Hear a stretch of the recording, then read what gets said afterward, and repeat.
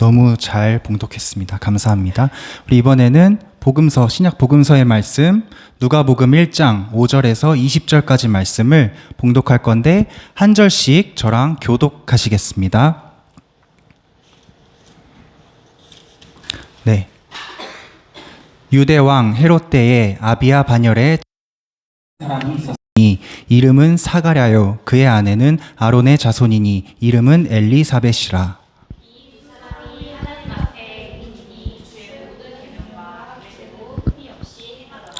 엘리사벳이 잉태를 못함으로 그들에게 자식이 없고 두 사람의 나이가 많더라.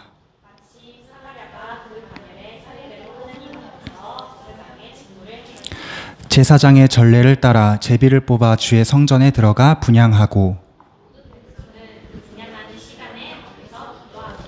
주의 사자가 그에게 나타나 향단 우편에 선지라. 천사가 그에게 이르되 사가랴여 무서워하지 말라. 너의 간구함이 들린지라. 내 아내 엘리사벳이 내게 아들을 낳아 주리니 그 이름을 요한이라 하라.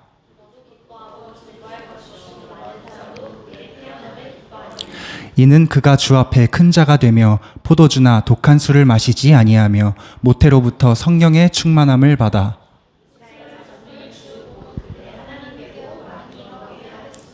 그가 또 엘리야의 심령과 능력으로 주 앞에 먼저 와서 아버지의 마음을 자식에게 거스르는 자를 의인의 슬기에 돌아오게 하고 주를 위하여 세운 백성을 준비하리라.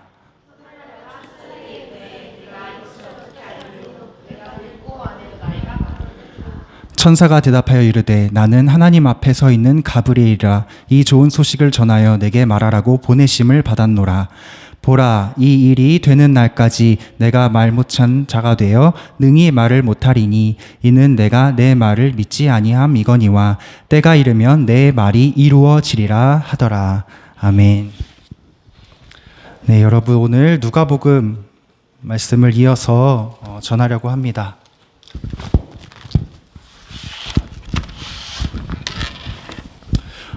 먼저 전사님이 저번 주에 전한 말씀을 잠깐 리프레시하고 시작하겠습니다.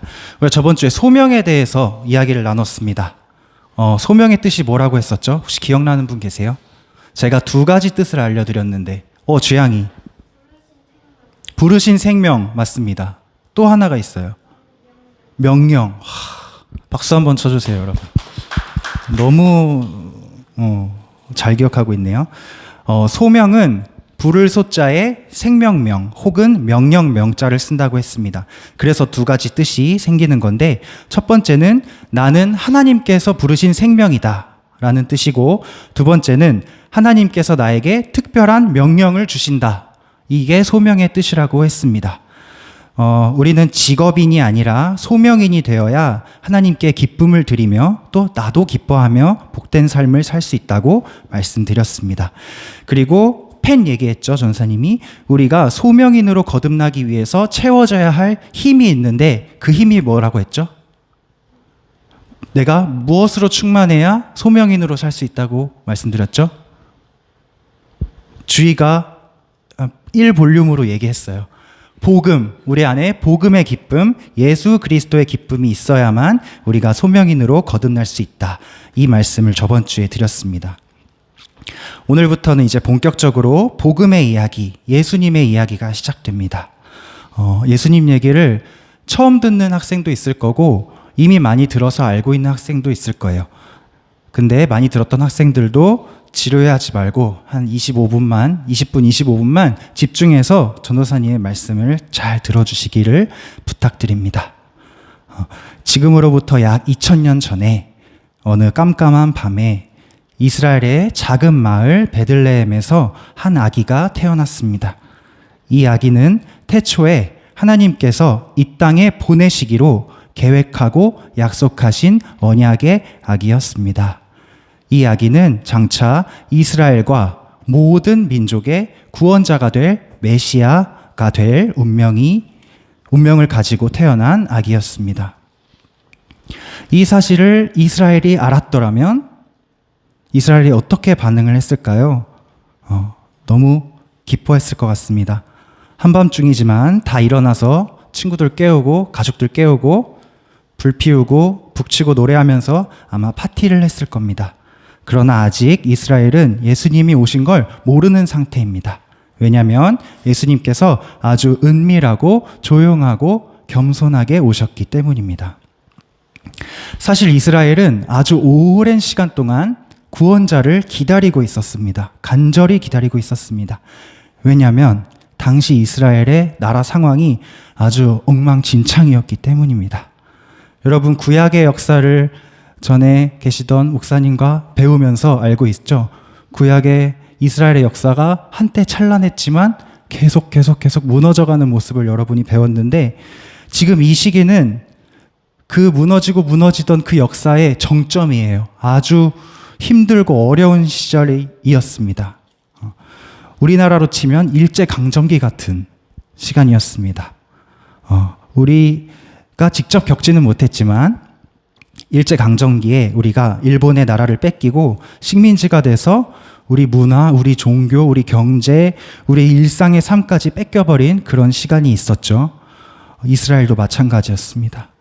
그런데 일제강점기는 35년 만에 끝이 났지만 이 이스라엘의 강점기는 500년이 넘는 시간이 지속되고 있었습니다. 바벨론, 페르시아, 그리고 알렉산더의 헬라 제국, 그리고 로마 제국까지 세계 역사를 쥐락펴락하는 이런 강한 제국들이 이스라엘을 오랜 시간 동안 지배하고 있었습니다.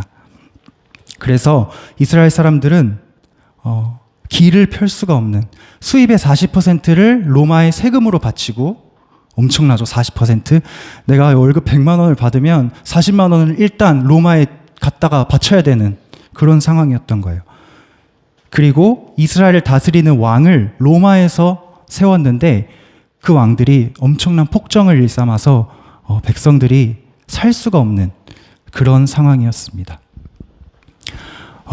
하나님이 택하신 백성 이스라엘이 왜 이 꼴이 되었나? 왜 이스라엘이 이렇게 망해가는가? 이스라엘의 역사를 살펴보면 처음부터 이렇게 이스라엘이 쭈구리같이 이렇게 길을 못 펴고 사는 민족이 아니었습니다. 이스라엘은 아주 잘 나가는 나라였습니다. 우리가 구약에서 배우긴 했지만 잠깐 전사님이 요약을 해주면, 예수님 오시기 약 1300년 전에 하나님께서 모세를 부르셔서 하나님의 택하신 백성 이스라엘을 국가로 만들어가기 시작하세요.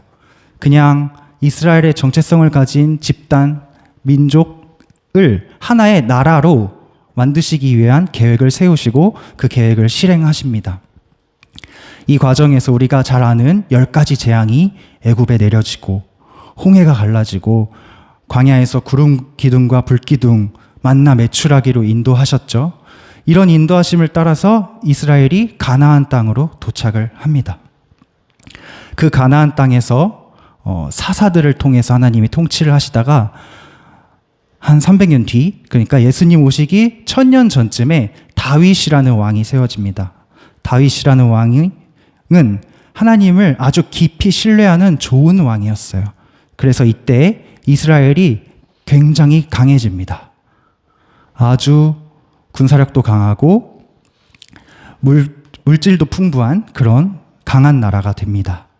그리고 다윗을 이어서 왕위를 받은 아들 솔로몬도 하나님을 위한 성전을 잘 건축하고 또 지혜롭게 나라를 다스리면서 이때 이스라엘이 부국강병, 아주 그냥 전성기를 맞이하게 됩니다. 성경에 보면 이 시기에 이스라엘 주변에 있는 모든 나라들이 다 이스라엘로 찾아와서 어떻게 이렇게 나라를 잘 다스릴 수 있는가, 이 지혜를 배워갔다고 성경에 나와 있어요.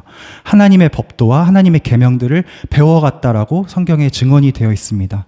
가서 그걸 지켰는지 모르겠지만 어쨌든 배워갔다. 그런데 이런 이스라엘이 왜 지금 이 모양 이 꼴이 되었냐? 사람이나 아니면 사람이 모인 집단이나 너무 잘 나가게 되면 꼭 실수를 하게 됩니다. 어떤 실수를 하게 되나요? 교만해지기 시작합니다. 애굽에서 종살이 할 때, 광야 건널 때, 가나안에서 전쟁 치를 때 그렇게 간절하게 하나님을 붙잡았던 이스라엘이 이제 다 먹고 살만하니까 점점 교만해지기 시작해요. 내가 한 것 같고, 뭔가 내가 좀, 나 정치도 좀 잘하고, 싸움도 잘하고, 농사도 잘 짓고, 나 왜 이렇게 잘하지? 이런 교만함이 들기 시작하고, 더 이상 하나님은 나의 힘이다. 하나님은 나의 방패다. 하나님은 나의 인도자다. 이러한 믿음이 사라지게 됩니다. 그리고 결정적으로 이스라엘 주변에 있는 이방 나라들에는 굉장히 많은 화려한 신들이 있었습니다. 우상들이 있었습니다. 이스라엘이 가만히 보니까 우리는 유일한 하나님을 섬기잖아요. 하나님은 딱 한 분이시잖아요. 유일한 신이잖아요. 근데 쟤네들은 막 너무나 매력적인 그런 신들을 여럿을 섬기면서 예배도 딱딱하게 재미없게 드리는 게 아니라 굉장히 화려하고 자극적이고 쾌락적인 그런 예배를 드리는 모습을 보면서 점점 눈이 그런 우상들에게로 향하게 됩니다. 그러면서 솔로몬 왕부터 시작해서 백성들에 이르기까지 우상에 홀딱 빠져버리고 하나님을 떠나고 음란하고 탐욕적인 생활을 시작하게 됩니다. 이스라엘이 어떻게 됐을까요? 얼마 지나지 않아서 아주 급속도로 나라가 망하기 시작합니다. 먼저 나라에 분열이 일어나서 나라가 남북으로 쪼개집니다. 북쪽엔 북이스라엘, 남쪽엔 뭐죠? 여러분 열왕기 하면서 배웠을 텐데. 북쪽엔 북이스라엘, 남쪽엔 남유다. 기억이 나세요? 저랑 배운 건 아니라서 모르겠는데 북이스라엘과 남유다로 나라가 나눠지고 북이스라엘은 아시리아라고 하는 강대국에게 남유다는 바벨론이라고 하는 강대국에게 차례대로 공격을 받고 멸망합니다. 다윗 때, 솔로몬 때는 상상도 못할 일이 벌어지고 있는 겁니다. 성전이 파괴되고 그 자리에 우상의 신상들이 세워지고 지식인들, 기술자, 유능한 사람들, 여자들 다 포로로 끌려가고 어린이들까지도.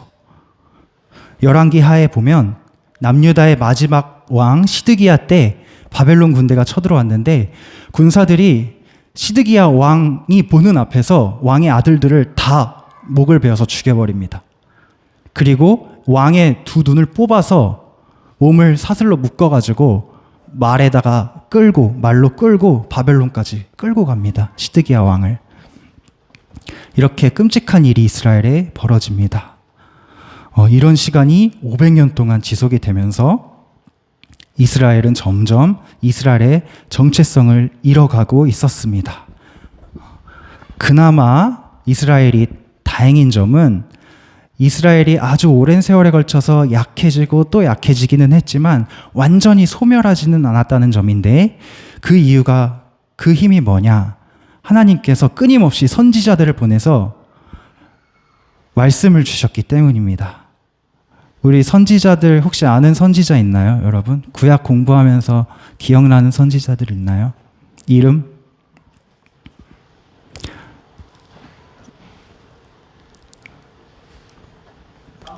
사무엘, 맞습니다. 사무엘도 있고 다윗 왕을 기름 부어 세운 사무엘도 있고 이사야, 예레미야, 하박국 선지자, 이런 선지자 이름 들어봤어요? 오늘 이사야 읽었는데 정한이가 이런 사람들이 선지자들인데 이런 선지자들의 역할은 뭐였냐면 하나님께서 타락한 백성들에게 회개하고 나에게 돌아오라. 그럼 내가 너희를 용서하고 다시 강한 나의 백성으로 세워줄게. 이런 희망의, 소망의 말씀을 계속해서 뿌려주시는 것이 선지자의 역할이었습니다. 그런데 어느샌가 이런 선지자가 이스라엘에 나타나지 않게 됩니다. 무려 400년이 넘도록 선지자가 뚝 끊겨버립니다. 이스라엘의 기분이 어땠을까요? 처음에는 선지자 말에 귀뚱으로도 안 들어요. 그런데 선지자가 400년 동안이나 나타나지 않으면서 나라는 점점 망해가니까 사람들이 초조해지기 시작합니다. 하나님이 우리를 버리신 거 아니야? 하나님께서 분명히 우리 보고 택한 백성이라고 하셨는데 이렇게 침묵하는 거 보니까 우리는 사실 택한 백성이 아닌 거 아니야? 아니면 하나님이 우리를 버리고 다른 백성을 이제 들어서 쓰시기로 결정하신 거 아니야? 이런 초조함이 들기 시작합니다. 여러분, 사람이 불안하고 초조하면 항상 이상한 집착을 하게 되어 있습니다. 이스라엘도 마찬가지였습니다. 이스라엘이 400년 동안 선지자가 끊기니까 어떻게 반응을 하냐면 사람들이 기록된 하나님의 말씀과 율법에 집착하기 시작합니다. 새로운 말씀이 들리지 않으니까 이미 주신 말씀들을 붙잡고 집착을 하기 시작하는데 그건 좋은 걸 수 있어요. 하지만 이상한 방법으로 집착하기 시작해요. 예를 들어서 지금 나라 꼴을 보니까 하나님의 말씀이 다 맞지는 않는 것 같아. 이런 부분은 맞는 것 같은데 이런 부분은 아닌 것 같아. 이런 생각을 하기도 하고, 아니면 내가 헬라 제국의 이런 철학과 이런 과학을 배워보니까 성경의 이 말씀은 이성적으로 말이 안 돼. 과학적으로 말이 안 되는 것 같아. 라고 생각하거나, 아니면 아니 이 말씀이 다 사실이라면 우리나라가 왜 이 모양 이 꼴이야? 우리를 선택하셨다는데 왜 우리가 이렇게 망해? 하나님 좀 이상하신 분 아니야? 변덕쟁이 아니야? 이렇게 생각을 하거나, 또 어떤 사람은 하나님 말씀은 지금 시대랑 전혀 맞지 않아. 그러니까 우리는 하나님의 말씀을 그대로 믿지 말고 요거를 잘 변형해서 전통, 규칙을 잘 만들어서 우리 일상생활에 직접 활용할 수 있도록 새로운 규칙을 만들자. 해서 이 규칙들을 하나님의 말씀보다 더 위에 두는 사람들도 생기게 됩니다. 이런 사람들을 우리가 통틀어서 앞서 말한 사람들은 사두개인, 나중에 말한 사람은 바리새인이라고 얘기하는데 이건 나중에 자세히 배울 거고, 어쨌든 이런 사람들이 말씀에 이상하게 집착함으로 인해서 점점 더 하나님과 더 멀어지는 그런 상황이 됩니다. 나중에 볼 거지만 이 사람들은 예수님이 오셨을 때 예수님을 핍박하고 죽이는데 가장 앞장섰던 사람들입니다. 말씀을 그렇게 집착을 하던 사람들인데 말씀 그 자체이신 예수님이 오셨는데 못 알아보고 죽인 거예요. 그러나 여러분, 오늘 말씀의 주인공이었던 제사장 사가랴는 달랐습니다. 사가랴는 오늘 말씀에 보니까 말씀 1장 6절을 잠깐 띄워주세요. 6절에 보면 이 두 사람은 사가랴와 그의 아내 엘리사벳을 말하는 건데, 이 두 사람이 하나님 앞에 의인이니 주의 모든 계명과 규례대로 흠이 없이 행하더라라고 했습니다. 이 말은 무슨 말이냐? 앞서 말했던 그 이상한 집착하는 사람들과는 달랐다는 말이에요. 하나님의 계명과 규례를 100% 신뢰하고 그 신뢰하는 믿음을 내 삶에서, 내 일상에서 나타내면서 살았다는 뜻입니다. 그게 바로 계명과 규례대로 흠이 없이 행했다라는 뜻입니다.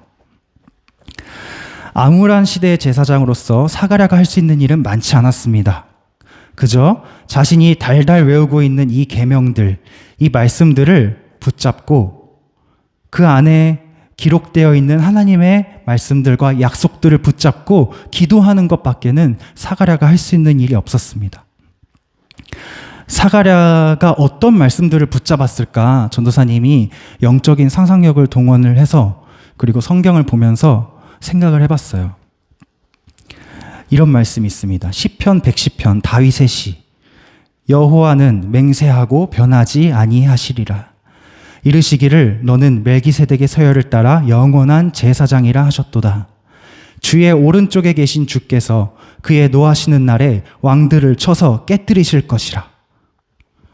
1000년 전에 있었던 우리 조상의 가장 위대했던 왕 다윗이 하나님의 영에 감동돼서 구원자가 있을 거라는 것을 예언한 성경이거든요. 사가랴가 이 말씀을 정말 열심히 붙잡았을 거라고 생각해요. 하나 더, 이사야 9장 6절. 이는 한 아기가 우리에게 낳고 한 아들을 우리에게 주신 바 되었는데 그의 어깨에는 정사를 메었고 그의 이름은 기묘자라 모사라 전능하신 하나님이라 영존하시는 아버지라 평강의 왕이라 할 것임이라.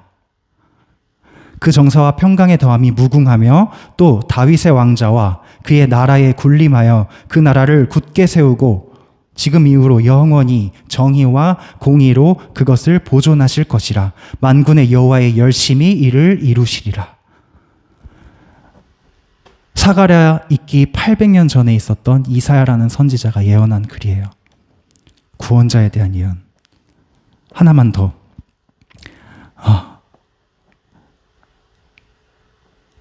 미가 5장 2절. 베들레헴 에브라다야, 너는 유다 족속 중에 작을지라도 이스라엘을 다스릴 자가 내게서 내게로 나올 것이라. 그의 근본은 상고에 영원에 있느니라. 아멘. 미가라는 선지자가 베들레헴에서 구원자가 나실 것을 사가랴가 있기 500년도 더 전에 예언한 그런 말씀입니다. 사가랴가 이런 약속의 말씀들을 붙잡고 열심히 기도했습니다. 묵묵히 기도했습니다. 하나님께서 우리 조상들과 선지자들을 통해서 이렇게 구원자를 주실 거라는 약속을 분명히 하셨다. 그러므로 나는 이 약속을 100% 믿고 신뢰하고 기도하겠다. 지금 당장은 이 말씀이 성취되지 않은 것처럼 보일지라도 나는 묵묵히 기도하겠다. 이런 마음으로 사가랴가 기도하면서 일상을 살아갑니다.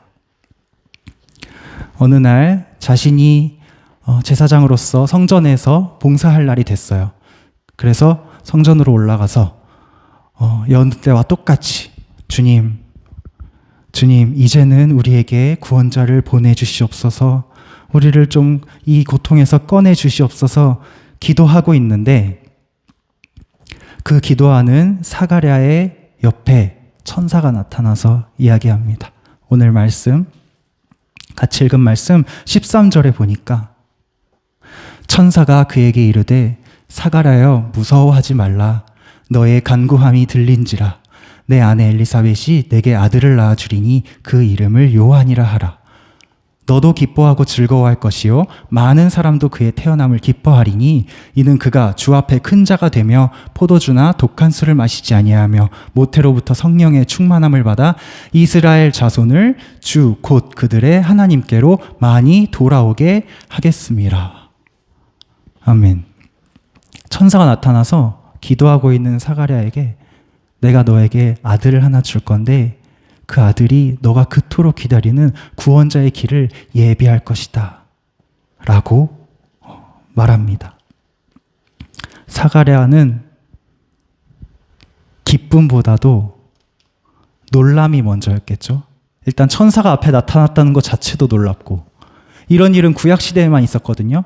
400년, 500년 동안 이런 일은 없었는데 자신에게 하나님의 천사가 나타나서 예언의 성취 말씀을 나에게 전해주시는 거예요. 그래서 사가랴는 사실 믿지 못했습니다. 처음에는. 근데 오늘은 그것을 말하려고 하는 게 아니라 침묵 속에서도 계획을 실행하시고 이행하시고 성취하시는 하나님의 열심을 말씀드리려고 하는 겁니다. 많은 일들이 있었지만 사가랴의 아들 요한이 때가 되어서 태어납니다. 성경에 보니까 요한은 자라면서 성령의 능력으로 심령이 강하여졌다. 그리고 빈들로 나갔다라고 이야기합니다.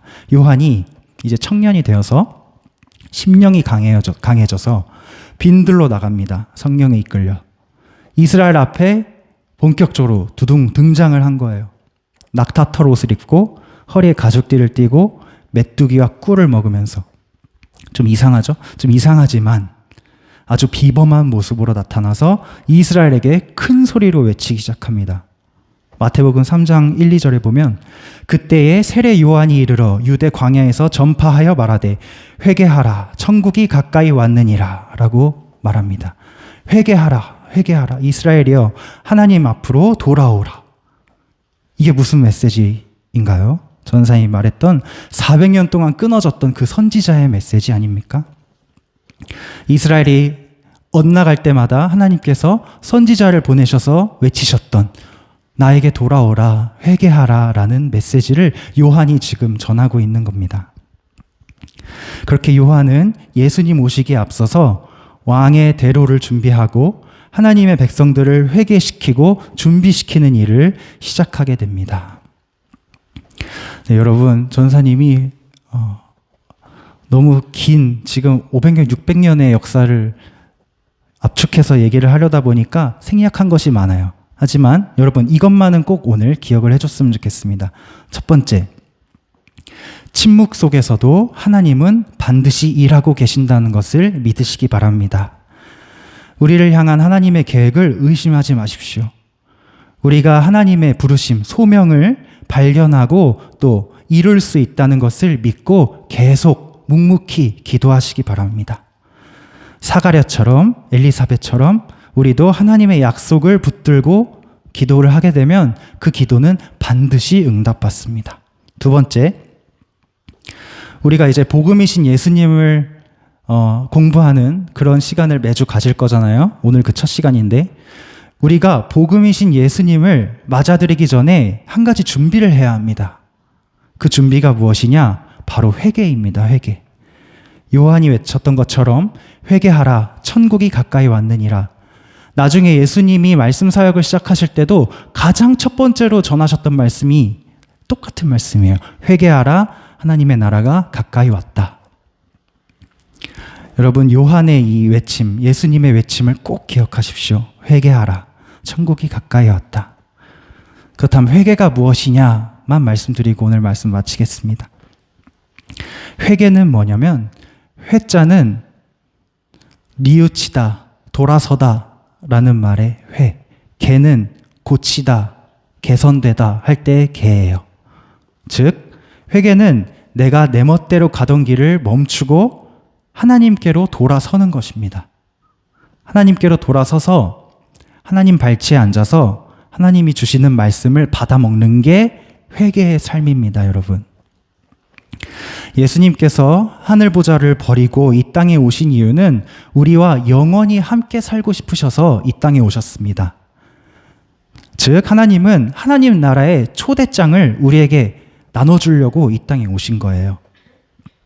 이 초대에는 나이 제한도 없고 복장 제한도 없고 출신 제한도 없고 아무 제한이 없습니다. 아무 자격 조건이 없어요.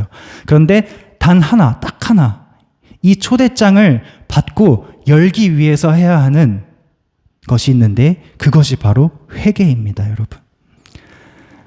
하나님께로 돌아서서 하나님의 말씀을 100% 신뢰하고 그 말씀을 의지하며 사는 삶, 이 삶이 회개이고 이렇게 사는 사람만이 예수님으로 충만해진 그 펜처럼 예수님으로 충만해진 삶을 살 수 있습니다.